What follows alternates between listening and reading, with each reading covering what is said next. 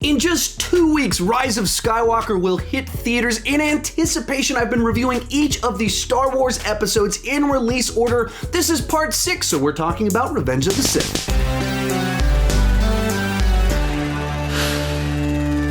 Hi, my name is Sean, and I love to talk about movies way too much. With that in mind, go ahead and join me down below in the comment section. Share your take on Revenge of the Sith. This seems like one of those Star Wars movies that really splits the audience. A certain generation loves it. Some people think it's the best Star Wars movie. A lot think it's top 3. And then most people kind of more around my age lump it in with the other prequels as one of the weakest of the Star Wars movies. I'll let you know where I fall on all of that. If you're tuning into this series for the first time, you can check out this playlist right up above after this video's done. It'll have all of my reviews of the Star Wars episodes right up there. If you're wondering why this episode was a little bit late inside this series, my wife was out of town for about 5 days. It made it really tough for me to shoot my normal videos because I was in single dad mode with a baby, and she doesn't really like it when I sit down behind all these lights and shoot a video for a while. So I'm a little bit delayed, but during that delay, I actually got my invite to the press screening of Rise of Skywalker to see it a couple days before it comes out. So very super duper excited about that. Like, those are the things for me that's like, wow, I've really made it as this movie critic thing, because like I got invited to see a Star Wars movie before it comes out. But with that said, let's get started talking about the good. And right off the bat, I'll just state that this is easily the best of the prequels by quite a bit. It doesn't have the goofy Jar Jar humor, the Gungans of Phantom Menace. It's a lot more focused than Attack of the Clones, and the dialogue isn't nearly as cringe-inducing, and the use of Hayden is far better inside of it. And so you just get to enjoy being in the middle of the Republic collapsing, in the middle of this massive war, and see some really cool Star Wars stuff. Right out of the gate, this movie kicks off with a huge battle sequence that, like, it's the sort of thing that you really couldn't even filmed before this movie came out because the computer technology wasn't there to be able to pull off something just as vast. I mean, it kicks off with this one long shot through this space battle, and you see so many details, so many things happening, and you just kind of continue through the whole thing, and it just transitions straight into this whole kind of rescue sequence of Palpatine. And that's a lot of what this movie does very well, is handle its scope and its size. The fact that it's taking, these battles are massive, it's on multiple planets, and you're looking at the fall of a republic, and it doesn't, you feel the size of that. It successfully does that, more so than really any other film inside of the Star Wars universe. This is the one where you feel the size of it all by far the most, because of the planets you're on, the way it blends them all together and everything. Does a really nice job, and it starts from the first shot of the movie, nails that aspect of the film. From there, we do have kind of this very cool action sequence with Anakin and Obi-Wan on a rescue mission to go get Palpatine. We get a follow-up fight with Dooku that I think is a better version of the Dooku fight, whereas I mentioned in my last review where it was just as a whole bunch of one-on-one stuff. You have Yoda, Obi-Wan, and Anakin all take on Dooku in succession, so each of them kind of gets wiped out, and it's one-on-one. It's like, here you get a lot more kind of the two fighting type stuff, the longer takes. There's some goofy stuff inside of Attack of the Clones where they're just like swinging their sabers in front of their face. None of that. You get the good version of it. George Lucas did a lot of really good lightsaber battles inside of the prequels, and that's what this one is. It's the best of the lightsaber stuff inside of there. A little bit more Dooku stuff happening there, all leading up to Obi-Wan gets knocked out, and you see that temptation of Anakin from Palpatine, and that he's already got his hooks inside of him, and that Anakin does not realize how far down a path that he's gone, and in fact then just executes Dooku. And I think this side of Anakin's turn is the better side to it, that he's taking these small steps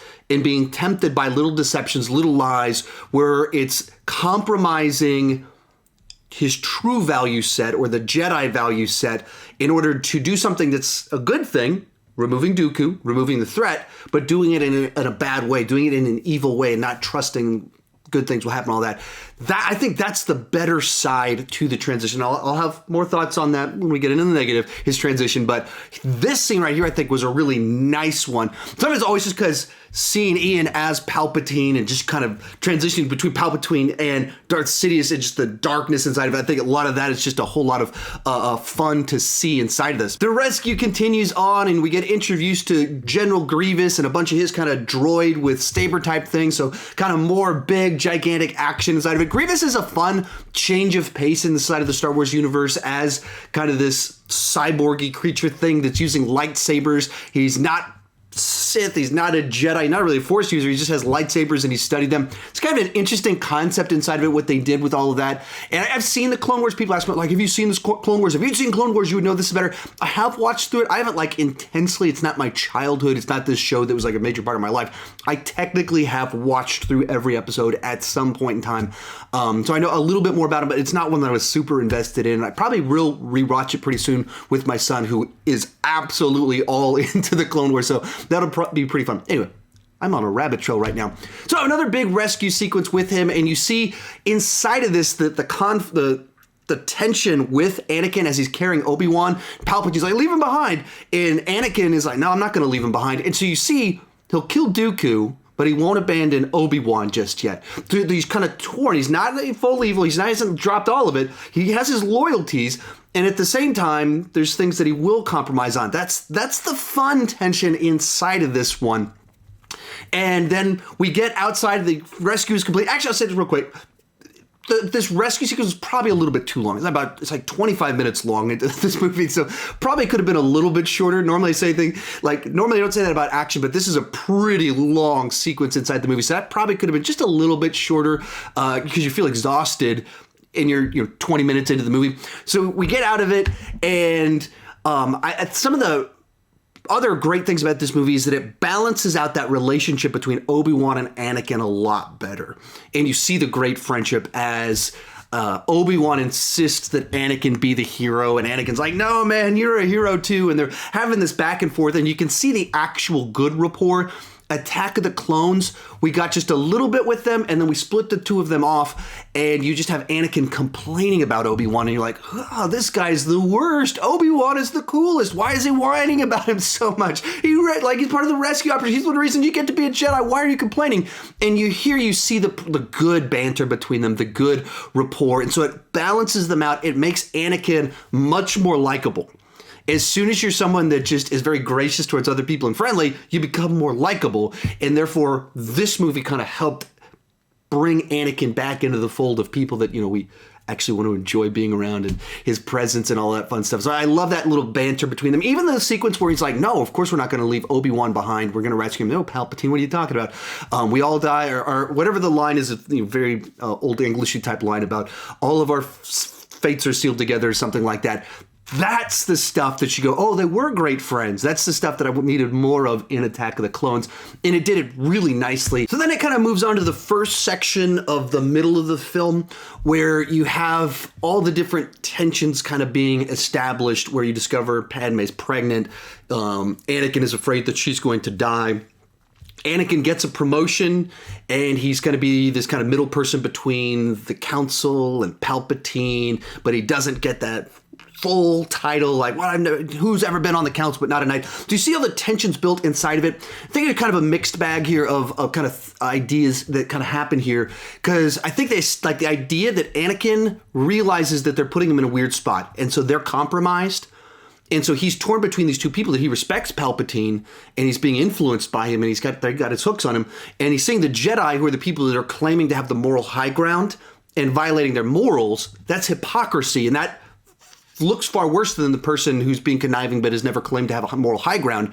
And so then there's some tension in that I think that is really interesting and good. Once again, when we get to the bad, talk about the negatives there. But it establishes these pieces that I think were the stronger elements of this film, with Anakin being like, what is going on here? That ties back to some things in the previous film that weren't stated great, but laid the groundwork for some of what goes on in this film, where he talks about he's kind of a fan of dictatorships. Like he's a big fan of the idea of like, councils and senates, there's too much arguing and bickering, they can't get anything done. What if we just had one guy in there that made all the decisions? Like, ooh, Anakin, that's not actually that great of a system. It's gone pretty bad throughout human history, or throughout the galaxy's history. But he says that in that one, and then you can see that here where the pieces moving around there that can be quite interesting at times. And once again, we also see some of the large-scale battles. We actually go to Kashyyyk inside of it, which is fun to see the planet of Wookiees in battle. Obi-Wan goes on a mission with a bunch of the clones, and so you see him doing his thing, trying to take out Grievous and have some great action inside of all of that. But really, probably the peak of this movie is the Order 66 sequence, which is one of the just biggest gut punches of all the Star Wars films. For the obvious reasons of you're watching Jedi being massacred, but you're also watching the Republic fall, and it does it from the perspective of these Force users experiencing the drop of the Force. Yoda giving CGI Yoda giving this performance that's just gut-wrenching as he starts to kind of realize what's happening, and just seeing the betrayal and even the way it kind of plays out of Commander Cody. This guy, what just happened there? Little surprise on the inside. So Commander Cody is buddies with Obi-Wan. Obi-Wan heads up a hill, and then he just shoots at him and just turns on him. And the betrayal, you feel all of that. The John Williams score, as I've said with all of these, is just fantastic. And so the gut wrench inside of it that happens is amazing. And then that feeds into you just see the turn of Anakin to slaughtering kids, which, once again, I'll have thoughts on in a little bit, but the part that just, once again, the second gut punch is then when Obi-Wan discovers this and he has to go tell Padme, and, he says to her as he's walking off, he's the father, isn't he? I'm so sorry. And the human emotion inside of it that sometimes, Star Wars can be so fantastical that we lose the human side, and has those little moments that touch on very human stuff inside of this one, leading to the other peak inside of this film of the final showdown between Anakin and Obi-Wan.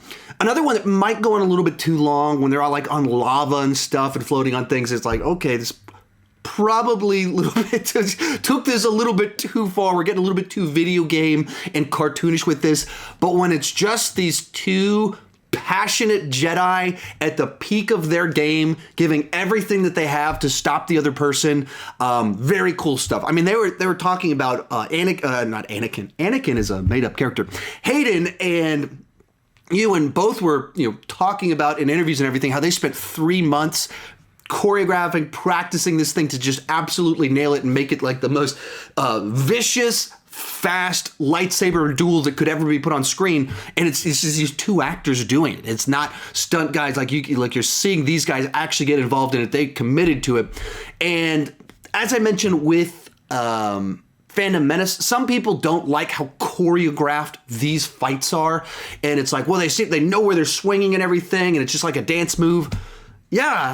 Yeah, they're Jedi. They have intuition. They can see it. It's the whole idea of the Force. That's how this works. And so I'm fine with all of that stuff, that it's so fast and they know where to swing and advance and everything, and they know how to dodge things. That's what makes it interesting and unique.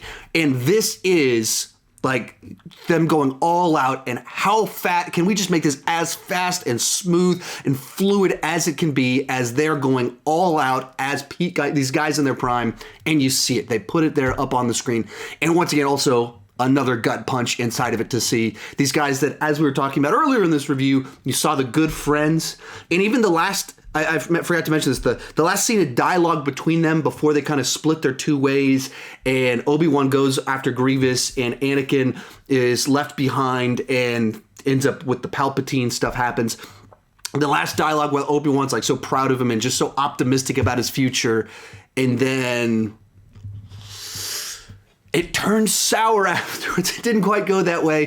And it's all of it just kind of real gut-wrenching stuff inside of this. There's some cool stuff in the Palpatine Yoda one. That one's not as interesting to me because it's that you're watching all CGI. You know that Yoda's not real.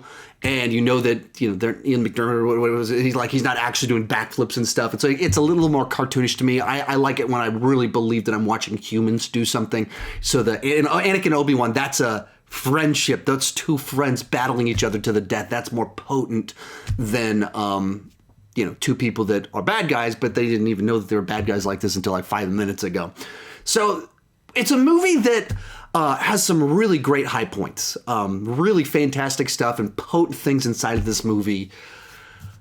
At the same time, I think it has some really big problems inside of it. So I got to move on to the bad. And the big problem here is I simply do not buy into Anakin's motivation, transformation at all. If you look at some of the research in the background, Lucas apparently went back and forth on exactly what would be the motivation for the turn inside of it. And initially there was actually it played more heavily into his lack of trust in the Jedi. And then he decided to focus it more on this idea that he was afraid that Padme was going to die the same way that his mother died. And so he becomes obsessed with learning the ability to stop people from dying because he had this bad dream that she was going to die. And basically from beginning to end, I do not buy any of it at all. Because I just think that there's better ways that they could have turned him, and they picked something that was like very, just so kind of distant and not relatable to humans. So he has a bad dream that she's going to die and believes it's real because he had a dream like this about his mother. So that's immediately not relatable because not many of us are having premonitions of the death of family members multiple times in our lifetime. And so that kind of happens, that it's like, okay. And so then he becomes obsessed with keeping her alive. So then he starts talking to someone who suddenly starts talking about force powers he's never heard of and the dark side, which should immediately like trigger something in his mind that like, wait a minute, why does this guy know about the dark side? Like he should like, oh wait, is someone manipulating me? What's going on here? Like I just see all this stuff, and even when there's some scenes that are kind of decent, like the scene where they're at the play and Palpatine's kind of telling them stuff, like the scene can play pretty nicely.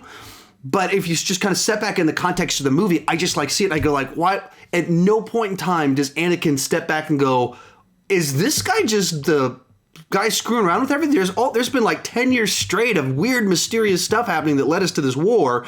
And now we find out that this guy that's in charge of everything is actually a Sith. Wait a minute. I should probably seek some counsel to see if someone else can like, it's stuff like that just should trigger warnings that trigger him to think something's afoot here. Red flags all over the place with this deal.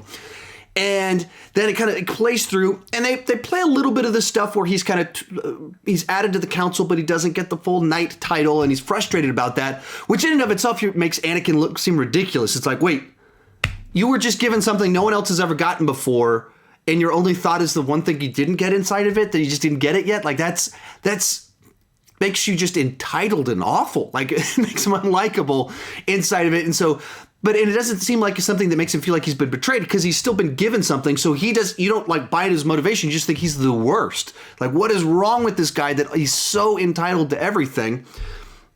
We continue down this path. Obi-Wan is sent off, and Anakin goes to Palpatine. Palpatine fully reveals that he's the Sith Lord.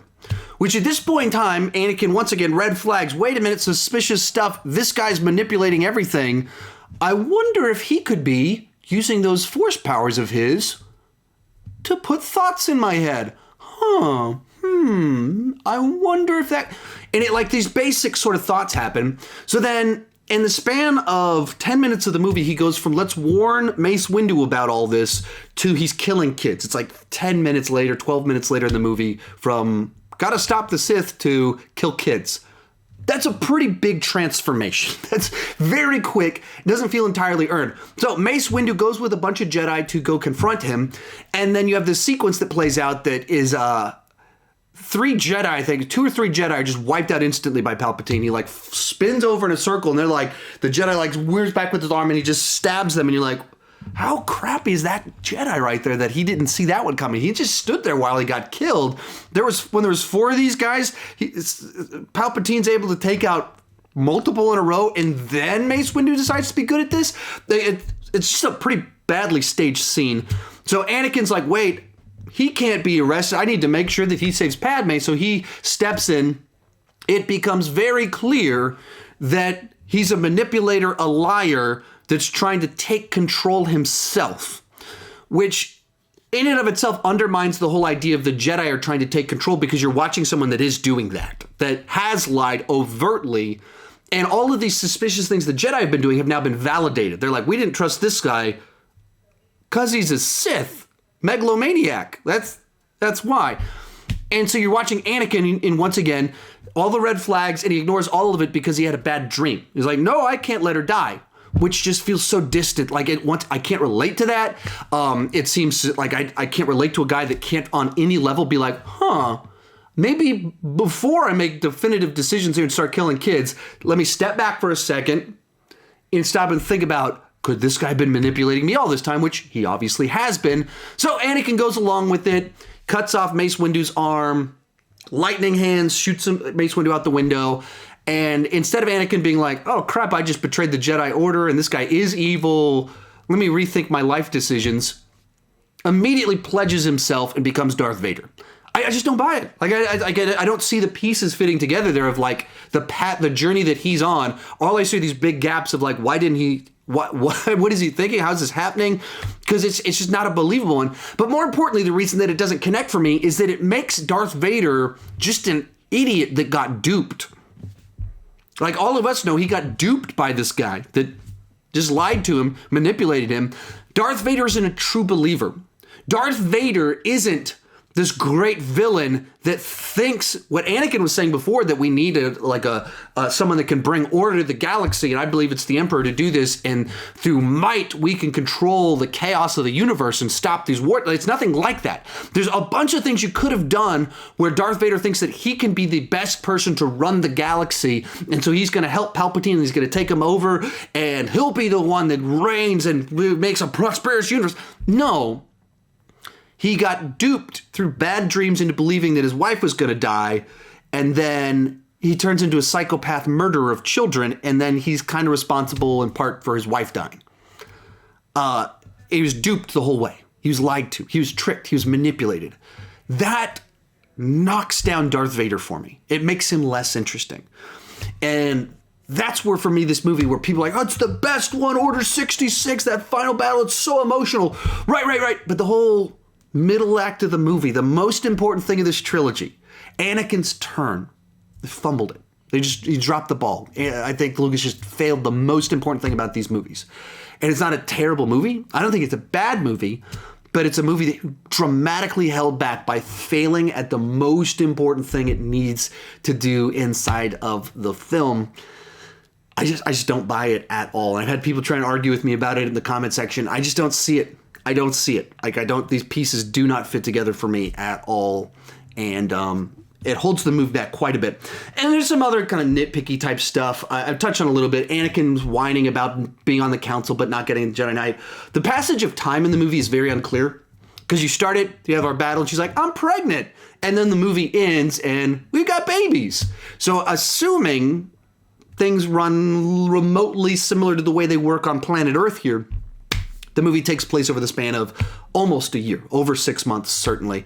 And you don't really feel that inside the film. You feel the size of the galaxy. The passage of time just feels like it just kind of happens. And I would say that's certainly a fault of the film, that there's a lot of room there to fix what I just said about I don't buy into his turning if you spend really 9 months of clear indicators of time passing, and step number one kills Dooku, and then he's afraid, he doesn't trust, and you really kind of build the pieces, make the passage of time, his paranoia, his lack of trust, and you grow all of that out, and then he turns. And this is, I've alluded to this before. A lot of my issues with the prequels aren't even the specific movies, but it's the way that Lucas structured the whole thing, I think set himself up for failure. And he set himself up for movies to not deliver the full experience. A lot of that goes back to Anakin was too young in the first movie, and that delayed the relationship with Obi-Wan and Padme back a whole film.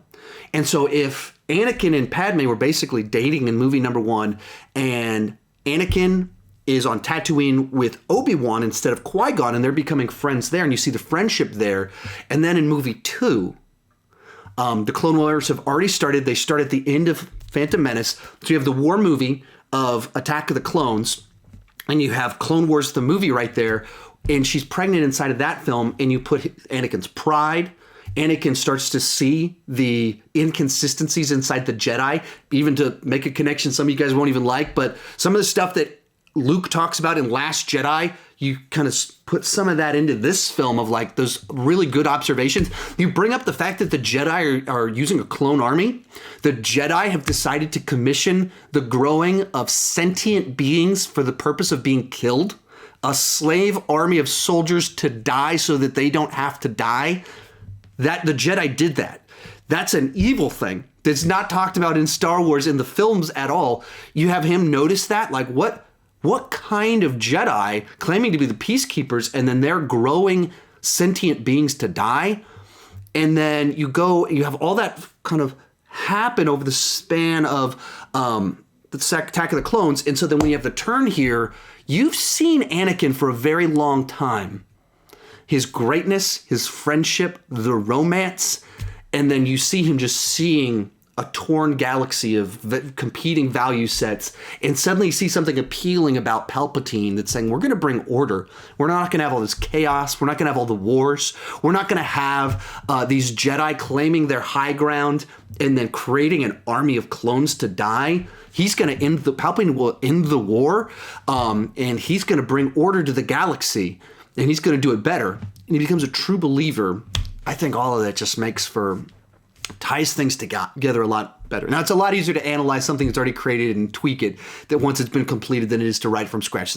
No one claiming to be more brilliant than Lucas. I just think there are some things that, in retrospect, that could have made the movies quite a bit better. Anyway, that was supposed to be I was supposed to be talking about the passage of time inside the film, and then it turned into me talking about how I would fix all the movies. Someday I'm going to make a video about that. I've been working on it for years. I literally had some of these thoughts in my head and writing notes on what I would do with the prequels and how they could have been amazing, and I've never made it yet. Someday I will make those videos.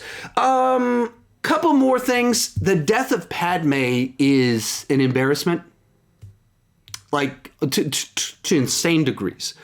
Once again, another thing I've argued with people in the comment section where I've casually, flippantly said she died of a broken heart. People are like, she didn't die of a broken heart. Palpatine was manipulating her, sucking her life force out of her to make Anakin turn and invade him, the robot. In the movie, a droid walks up and says, we don't know, nothing's wrong with her. She's just lost the will to live. She's dying. We don't know why. She's lost the will to live. That's what the movie says. That's what the movie says. And that's what I evaluated on. I'm evaluating the movie, not what you read in an article, fan theory, what you read in a book. This is the movie itself. Inside the movie, a droid says she's lost the will to live, and then she dies instantly. And then grown-up Leia says, I just remember a little bit from when I was young. I mean, it's just like basic lines of dialogue. We have very few statements about Padme in the original trilogy. And what we do learn about her, this movie just throws out, she dies of losing the will to live. That's what the movie says. So fan theories, okay. I'm evaluating the movie. And based off what George Lucas gave us inside the film, she died of a broken heart. Which... George, you're so close to having a really solid, bridging things pretty nicely, closing out the best of your trilogy, and then I guess she dies because she lost the will to live. And then the scene of Anakin in the suit for the first time as Darth Vader, I think it's a terrible scene. It's some of it's that bad, clunky George Lucas dialogue that's just so on the nose. Where is Padme? Where is Padme? In your rage, you killed her. What? I couldn't. No!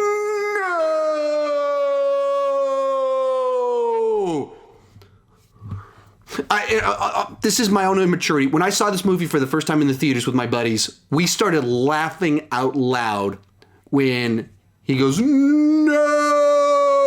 I mean, it looks like old 30s Frankenstein movie. Frankenstein, the monster's on the table, and Clunky gets up, and then no. Oh. I mean, it's just it.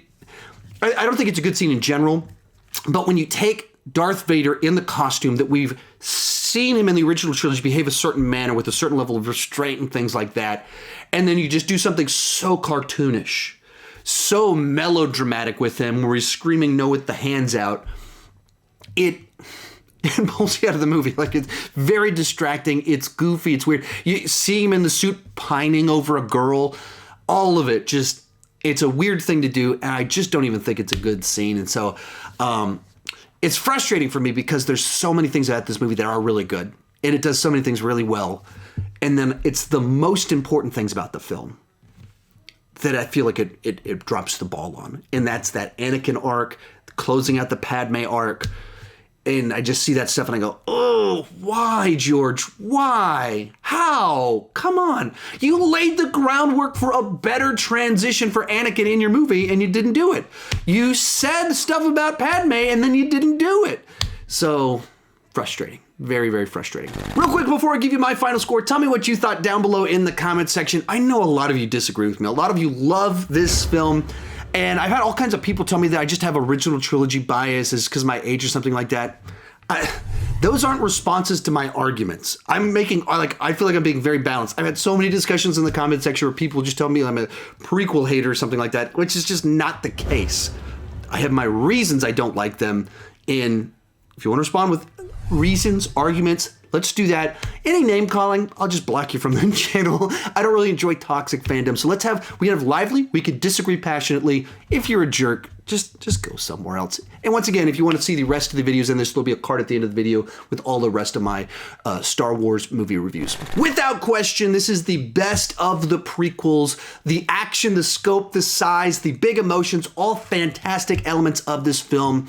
I just do not think that Lucas nailed the transformation of Anakin himself, and that was the most important thing, and that holds this film back quite a bit for me. It's a B overall, 7.5 out of 10 on the entertainment scale. Of course, Star Wars fans, you gotta watch this one. If you want more of my Star Wars reviews, you can find them right over there in that playlist. Thank you so much for watching, and keep talking movies too much.